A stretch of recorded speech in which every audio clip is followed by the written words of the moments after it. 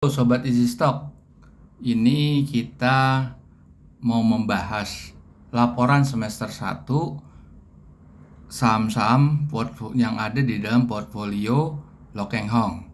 Kita tahu Loh Keng Hong itu adalah tipe value investor yang menggunakan murni analisa fundamental yang mengacu kepada filosofinya Warren Buffett atau Benjamin Graham.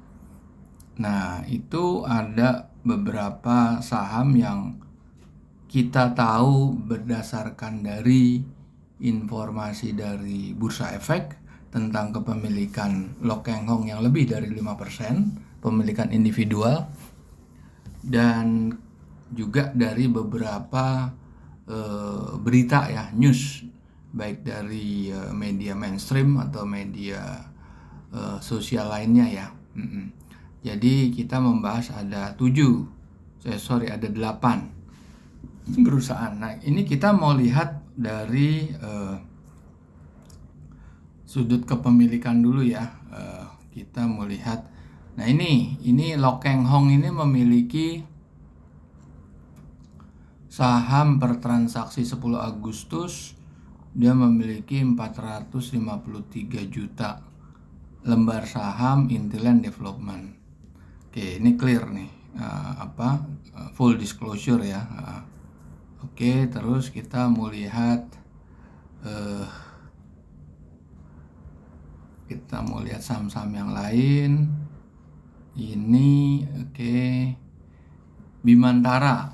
Nah, Bimantara dia memiliki saham Loh Keng Hong, Dr. Andes Loh Keng Hong 6,46%. Oke, Bimantara ya. Terus Lipan Finance milik grup Panin ya. Loh Keng Hong memiliki 4,93 lembar saham. Malah sekarang sudah menjadi 5,12. Kalau tadi Bimantara 6, sekian ya, 6,47 ya. Oke, kita lihat lagi kepemilikan Loh Keng Hong di Gajah Tunggal. Dia memiliki Dr. Loh Keng Hong 5,1% dari total saham. Indika Energy. Nah, Indika Energy ini berita sebelumnya ini digadang-gadang Loh Keng Hong memegang. Kelihatannya dia udah menjual semua atau sebagian, kita nggak pernah tahu ya, karena harus di atas 5% atau 5% plus ya, baru ada full disclosure gitu, atau ada pengumuman ya, ada keterbukaan gitu. Oke, kita lihat MBSS ada nggak Loh Keng Hong? Di sini juga nggak ada Loh Keng Hong nih. Berarti dia udah jual, karena ini kondisi laporan yang terakhir ya. Laporan Agustus 2022 ya, bukan laporan yang out of date gitu. Terus kita lihat PNLF. Di sini pun PNLF dia nggak ada di sini, Loh Keng Hong nggak ada. Berarti ini mungkin Loh Keng Hong memiliki dan masih mengakumulasi tapi belum mencapai angka 5% sehingga tidak diumumkan keterbukaan ya di dalam bursa. PTRO dia ada nih Loh Keng Hong. Wah, gede nih Loh Keng Hong, 15%. PTRO 15%. Oke, kita lihat. Coba kita lihat ininya ya, ini indeks turun. Sekarang kita lihat PTRO bagaimana. PTRO kondisi long termnya ya, naik terus sih. PTRO naik terus.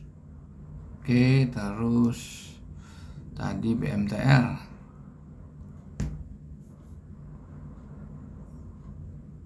turun, tapi ya ini masih fluktuatif, masih dia menunggu angka sekian kali, sampai sekitar 2000-an kali baru.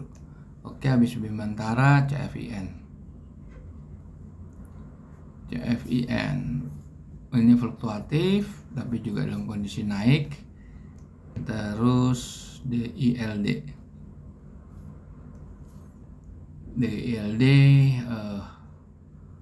ya naik ya. Kalau lihat hariannya posisi lagi turun lagi sih. Oke, sekarang lagi turun ya posisinya. Sekarang Indika Energy. Indi ini udah nggak kelihatan nih, mungkin dia udah jual nih, ini masih dalam posisi naik terus. Terus saham GJTL, ini dia masih memiliki nih GJTL, lagi turun ya GJTL. Terus apalagi MBSS ya belum posisi naik. Sekarang kita mau lihat ininya ya, laporan keuangan. Kita langsung bahas dengan analisa fundamental menggunakan buku pegangannya Security Analysis dan Intelligent Investor karangan Benjamin Graham, 2 buku pegangan Warren Buffett yang para sobat sudah bisa mendownload di Google Play Store. Itu namanya aplikasi Easy Stock, dan aplikasi ini khusus ditujukan untuk memberikan perbandingan antara harga pasar dari suatu saham, katakan Bimantara, di mana dibandingkan dengan nilai wajar tertinggi dan terendah. Nah, semua perhitungan itu berdasarkan formulasi dari 2 buku Security Analysis dan Intelligent Investor. Oke, kita langsung masuk aja ke Google Play Store. Kita ketik Easy Stock, nah download, nanti Anda ketemu ini. Oke. Nah, kita lihat BMTR. BMTR ini kondisinya harganya 360, nilai wajarnya bisa di atas 12.200. Sebetulnya apakah ini masuk akal? Kok tinggi banget gitu? Masuk akal tidak gitu? Anda lihat grafiknya BMTR.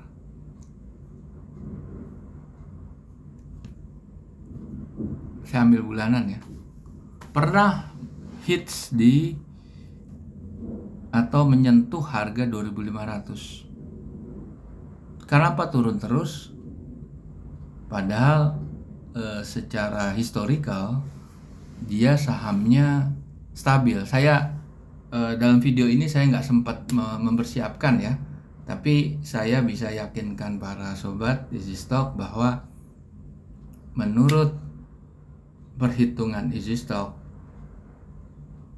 semua periode sebelum ini, katakan Q1 2022, ini kan laporan udah Q2 ya nih. Kita buka di sini. Laporan sudah semester 1, Q1, Q4 2021 dan Q4 2020 semuanya under value semua. Jadi kalau saham Bimantara bisa nyampe nilai segini sangat mungkin, cuma pasang long term. Oke. Nah, kalau kita lihat di sini kita pakai pertumbuhan yang 3,8 lah, ya menurut kami wajar lah gitu, tidak optimis dan tidak konservatif ya. Nilainya sampai 3 kali. Nah, kita lihat financial ratio, return on equity-nya sekitar hampir 10% kalau full year ya, karena di sini benchmarknya 10%. Debt to equity-nya bagus, profit margin-nya bagus, working capital-nya bagus. Gitu. Ini Bimantara. Sekarang bisa aja Anda bilang mungkin growth-nya terlalu optimis. Kita bisa menggunakan fitur forecast simulator. Kita kurangin jadi 1,5%. Bagaimana nilai wajarnya? Masih di atas 1.200. Cuma udah nggak setinggi yang sebelumnya, kan 1.800 kalau nggak salah ya. Kalau nggak salah sih, coba Bimantara. sebelum kita robah. 1.800 sama 1.500 kan, turun jadi 1.200 karena kita kurangi. Oke, kita lihat CFIN. Ini sama, ini saham-saham Lock Keng Hong ini secara historical ke belakangnya itu under value. Ini malahan under value luar biasa, 8 kali lipat. Nah, kita lihat CFIN ya di sini.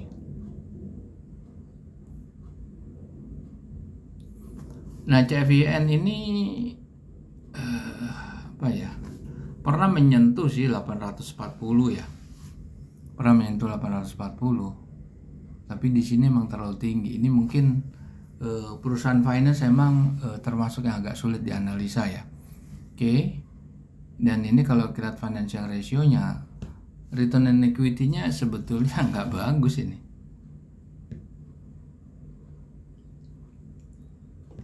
Nggak nyampe 1 full year ya. Debt equity-nya bagus, profit margin terlalu kecil. Jadi kalau pendapat isi stock, sahamnya Lock Keng Hong yang CFIN kita nggak mau sentuh. Oke. Terus sama apa lagi? DILD ya. Nah, ini negatif ini. Kenapa? Kita lihat. Laporan udah terakhir ya. Kita kasih growth hampir 8% ya, teroptimis betul ya. Coba kita lihat, dia net loss. Meskipun secara free cash flow dia positif. Tapi kondisi net loss saja sebesar 435 miliar itu pertanda buruk sebetulnya. Meskipun ada pendapatan dan biaya lain non operasional yang kita bisa sinkronkan, kita bisa gabungkan sehingga free cash flow-nya dan depresiasi amortisasi tentunya ya, sehingga free cash flow-nya bisa positif. Tapi kalau Anda lihat dari net current asset, dia net current assetnya 6,8 triliun. Kalau suruh nutup utang jangka pendek, itu akan defisit sebesar kira-kira 300 miliar. Ya kan? Working capitalnya. Tentunya kalau suruh nutup utang jangka panjang yang 3,6 triliun, berarti kan hampir 4 triliun defisitnya dia. Nah, saya juga nggak paham ya. Kenapa kalau menurut perhitungan ini Lock Keng Hong tuh meninggalkan filosofinya Benjamin Graham.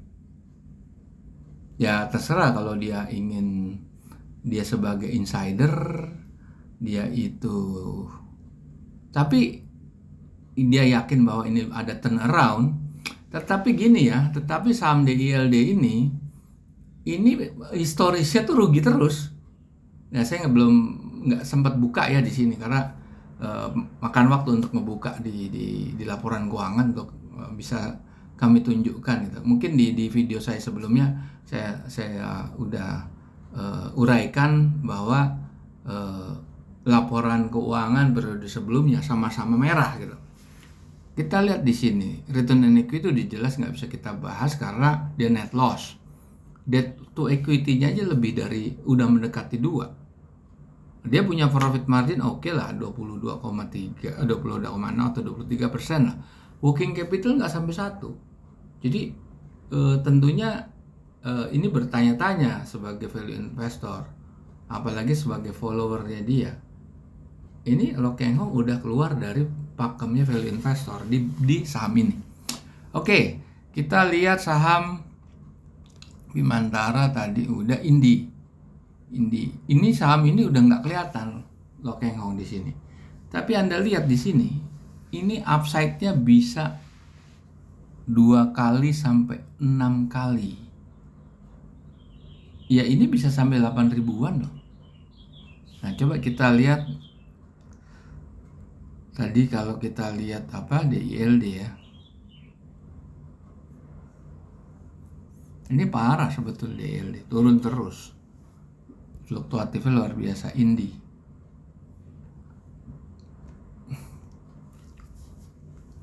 Ini memang sempat turun ke sampai 105.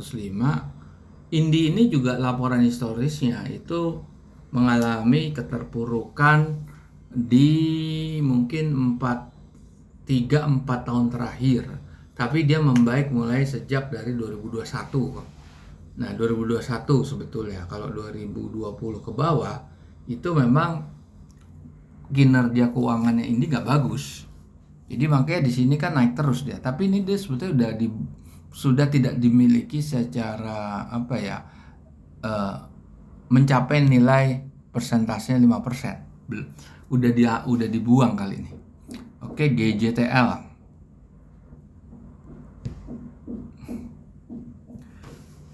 Ini juga turun habis ini GJTL, kita lihat ya. Nah, ini kalau kita buka nih ya, Q2 growth-nya itu konservatif loh. Kita lihat return equity-nya tuh hampir 20% loh. Kalau full year kan 40%, bagus nih.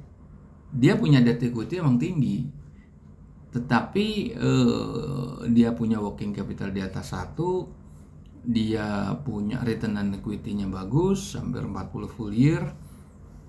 Profit margin sebetulnya masih oke ya, dia mendekati angka 12%. Benchmarknya itu 10%. Ya mungkin ada pertimbangan khusus Lokeng Hong di sini sehingga dia mengurangi kepemilikannya ya. Oke. Indi. Kita lihat udah tadi Indi, kita lihat GJTL di sini.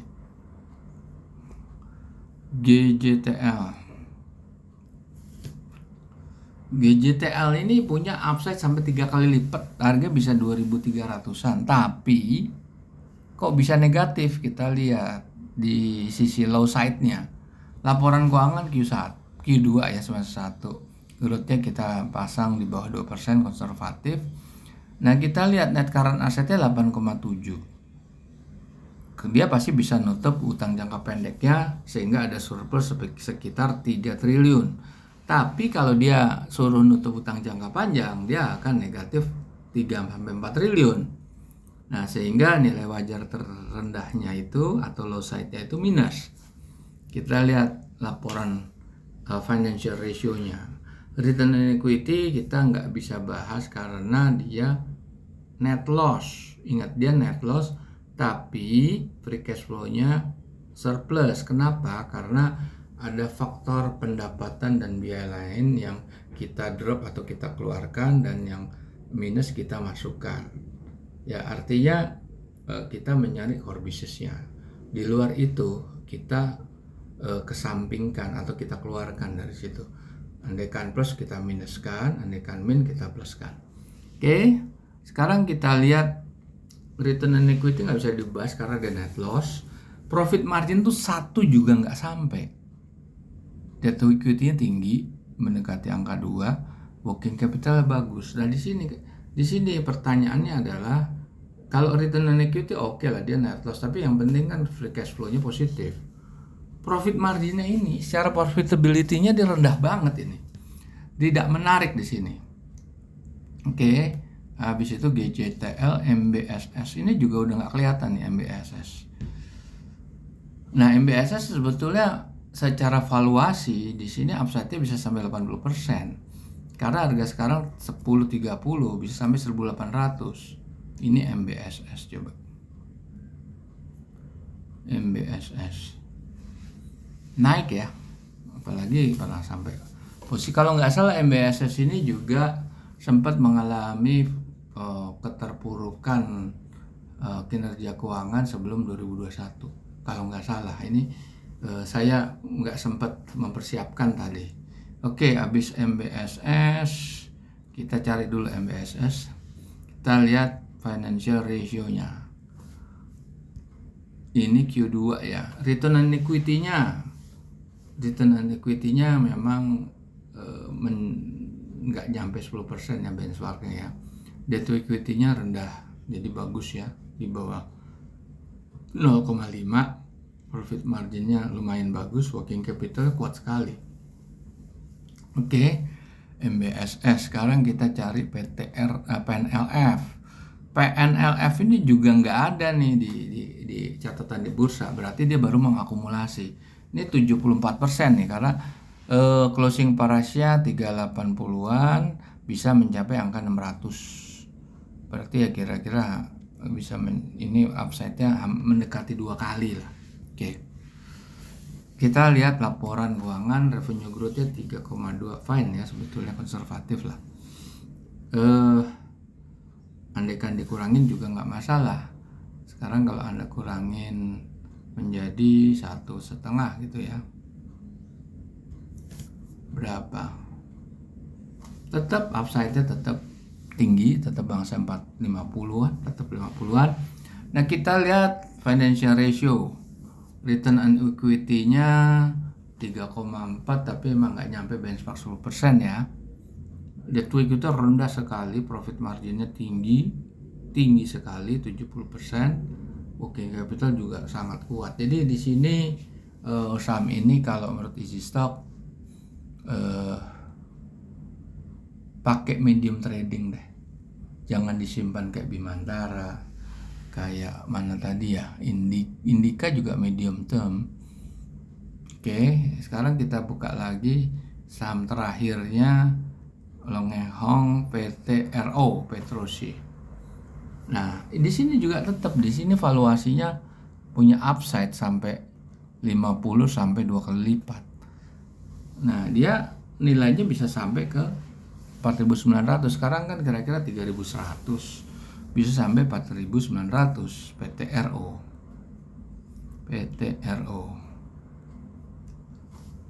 Nah, ini kan posisi juga naik terus di PTRO. Nah, ini secara historical ini juga bagus semua dari Q1 2022, Q4 2021 atau Q4 2020. Ini kalau saya tidak salah ingat ini under value terus gitu. Jadi ini kondisinya lagi naik nih. Oke, sekarang kita lihat